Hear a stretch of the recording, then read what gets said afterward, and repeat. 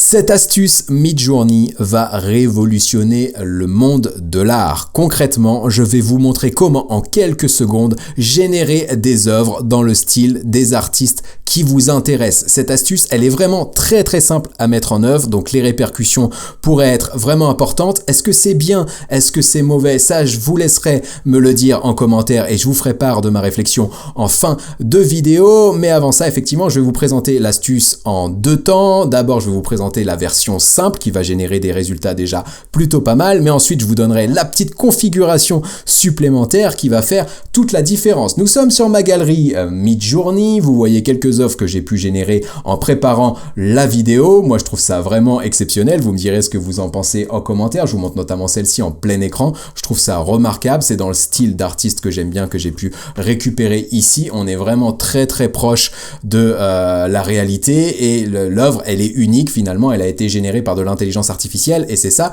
qui est exceptionnel. Donc concrètement, je vais vous montrer comment ça fonctionne.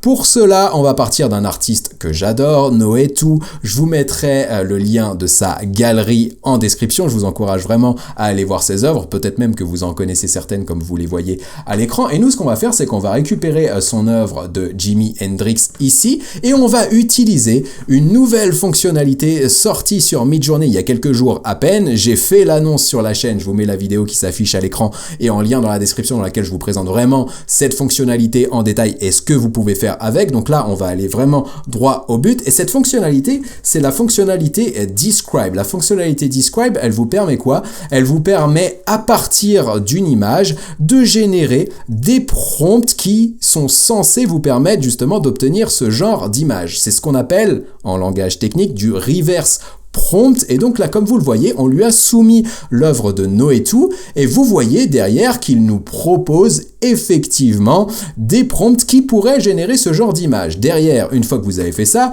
vous avez la possibilité de cliquer sur l'option qui vous semble la plus pertinente, la 1, la 2, la 3 ou la 4. On va prendre nous la 1, on va pas s'embêter et vous allez voir derrière qu'en envoyant effectivement ça à Midjourney, eh bien ça va générer une image dans l'esprit de celle qu'on vient de télécharger. Ça va mouliner tranquillement. Vous connaissez le principe de Midjourney. On va partir de 0% et progressivement on va aller vers les 100% et vous allez voir que le résultat va être plutôt esthétique. Ça va être déjà pas mal, mais on sera pas exactement dans le style de Noetu par exemple pour l'exemple que je prends dans ce début de vidéo. Donc on voit l'image apparaître, on est à 93%, on est vraiment plus très loin de la fin et donc vous voyez les résultats. Donc on a bien du Jimi Hendrix, en tout cas ça y ressemble fortement. Les résultats sont plutôt beaux, sont plutôt sympas, j'aime bien notamment la 1 et la 2, on va en agrandir au moins l'une, mais on n'est pas exactement dans ce qu'on avait ici. Par exemple les graffitis dans les cheveux on le retrouve pas, le bandana on le retrouve pas, etc. Le fait qu'il y ait des traces de peinture sur le côté, etc. on les a mais pas forcément de la même manière. En tout cas c'est pas mal. Donc ce qu'on va faire, c'est qu'on va agrandir une des images ici, par exemple la première, ça va mouliner tranquillement et ça va me permettre à moi de vous donner une astuce qui peut être intéressante pour trouver de l'imagination. Il n'y a rien de révolutionnaire là-dessus, c'est juste du bon sens, mais ce que vous pouvez faire, si vous êtes à la recherche d'inspiration pour créer des œuvres sympas et travailler votre créativité, eh bien vous pouvez demander à ChatGPT de vous faire la liste des meilleurs artistes dans le style qui vous intéresse. Donc par exemple, dans ce prompt, j'ai demandé à GPT-4 de me faire un tableau de 10 street artistes les plus reconnus dans le monde. Vous voyez qu'il me sort du Banksy, vous voyez qu'il me sort du Shepard Fairey, on va en reparler juste après, on va faire un test sur une de ses œuvres, et puis derrière je lui ai fait une demande pour avoir 10 artistes contemporains, et donc vous voyez qu'il me sort du Jeff Koons, qu'il me sort du Takashi Murakami qu'on retrouvera en fin de vidéo, mais donc ça peut vous permettre d'avoir effectivement de l'inspiration. Notre Jimi Hendrix agrandi est toujours en cours de génération. Donc ce que je vous propose, eh bien, c'est de prendre effectivement dans la liste du Shepard Fairey et on va faire le test. Donc Shepard Fairey, vous devez sans doute connaître, c'est pareil, je vous mettrai un lien dans la description. Il a notamment bien cartonné avec son œuvre Barack Obama que vous avez sous les yeux, mais ce qui va nous intéresser aujourd'hui, eh bien, ça va être cette œuvre qu'on va récupérer et donc on va faire le même test que tout à l'heure. Là, je reviens effectivement sur Midjourney et donc vous voyez qu'il a agrandi l'œuvre que j'avais sélectionnée. Donc le résultat est vraiment pas mal, c'est vraiment esthétique. esthétique, c'est vraiment joli, mais c'est un peu éloigné du style qu'on lui a demandé. Et donc vous allez voir que la petite optimisation que je vais vous proposer juste derrière fera vraiment la différence. Mais pour l'instant, on va se faire un petit describe et on va télécharger l'œuvre de Shepard Fairey juste ici. Et vous allez voir donc que ça va nous générer les 4 prompts.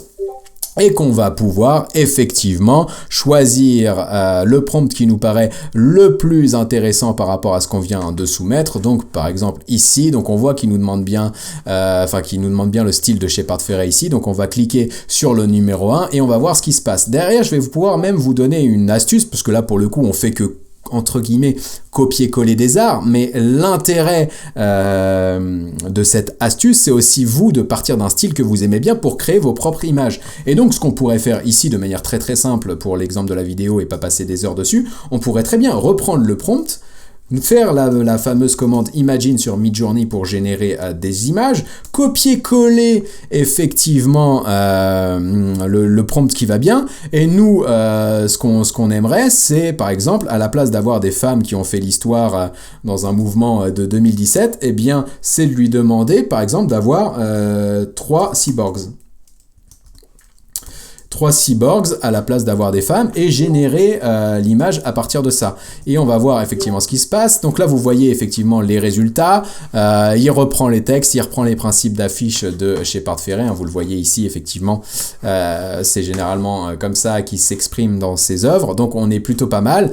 On a les 3 femmes ici et ici. On est dans les codes couleurs qui vont bien, mais on n'est pas dans l'œuvre d'art exact. On n'est pas exactement dans le style de l'œuvre qu'on lui a partagé. Derrière, vous le voyez, effectivement, on fait le test avec les cyborgs.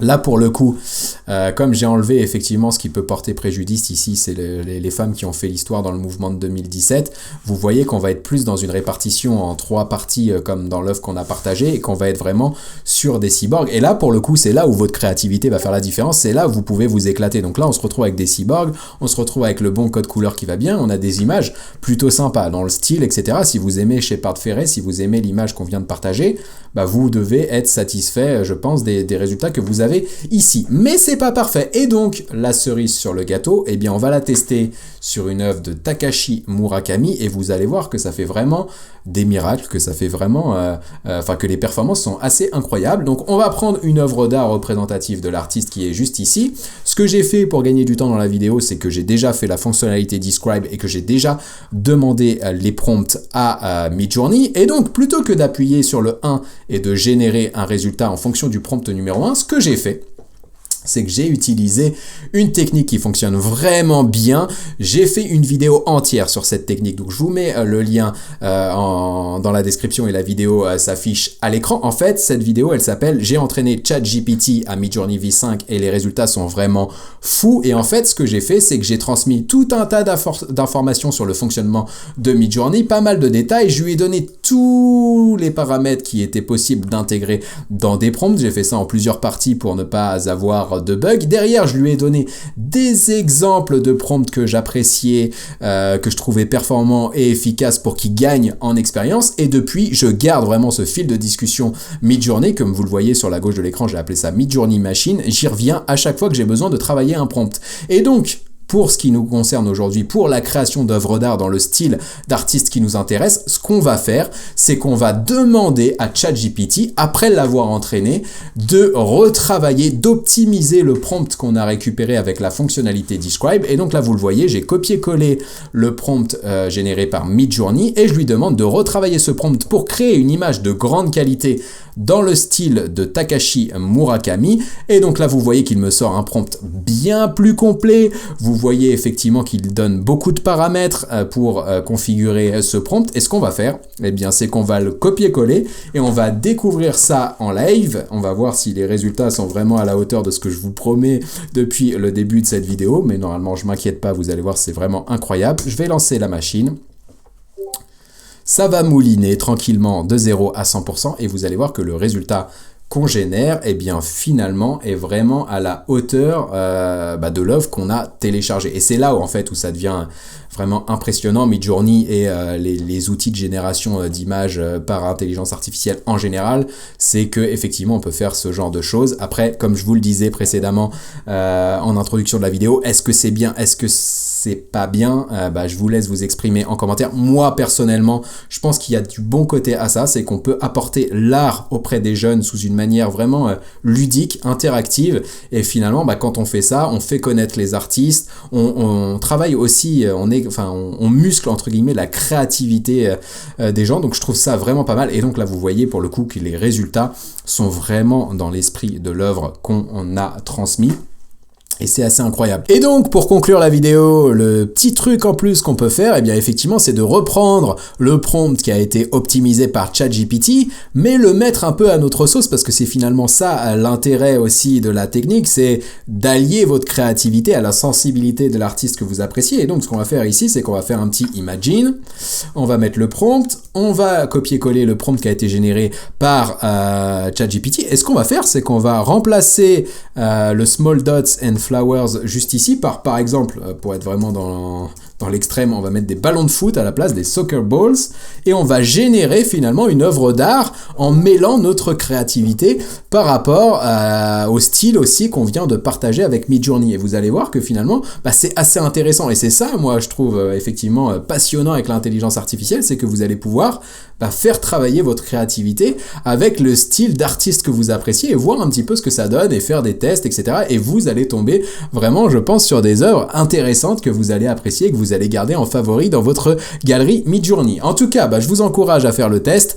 Vous me direz ce que ça donne en commentaire pour vous. Et puis, n'hésitez pas à me partager sur les réseaux sociaux, à me taguer si vous partagez des œuvres que vous avez pu générer. Et donc là, on le voit, c'est parti. L'œuvre d'art dans le style de Takashi avec des ballons de foot. On va voir ce que ça donne. Effectivement, on n'a plus de fleurs, on a vraiment des ballons.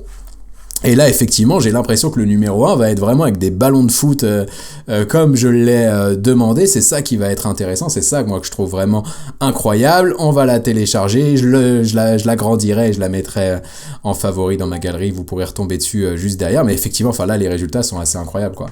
C'est vraiment dans l'esprit de ce qu'on a demandé. On est vraiment dans les codes couleurs, on est vraiment dans le style de Takashi. Personnellement, j'aime bien la numéro 2, donc je vais agrandir effectivement la numéro 2 et je vais pas vous retenir plus longtemps dans la vidéo le temps que se télécharge l'image, quoique pour une fois ça va très vite, donc vous allez l'avoir sous les yeux et c'est vraiment pas mal. On va se quitter là-dessus, c'était Ludo, j'espère que cette vidéo vous aura plu, j'espère qu'elle va générer aussi un débat autour de l'art et de l'intelligence artificielle dans les commentaires. Dites-moi ce que vous avez pensé de ça, n'hésitez pas à me faire part de vos tests, de vos recommandations pour de prochaines vidéos. Moi je vous retrouve pour des actualités, pour des tutos, des astuces autour de l'intelligence artificielle, comment créer des prompts, comment exploiter l'intelligence artificielle pour gagner des clients, pour gagner du temps, bref, pour faire tout un tas de choses. Voilà, j'en ai terminé. Comme d'habitude, vous savez, je suis nul en conclusion, donc je vous laisse là-dessus et je vous dis à très bientôt pour une prochaine vidéo. Ciao!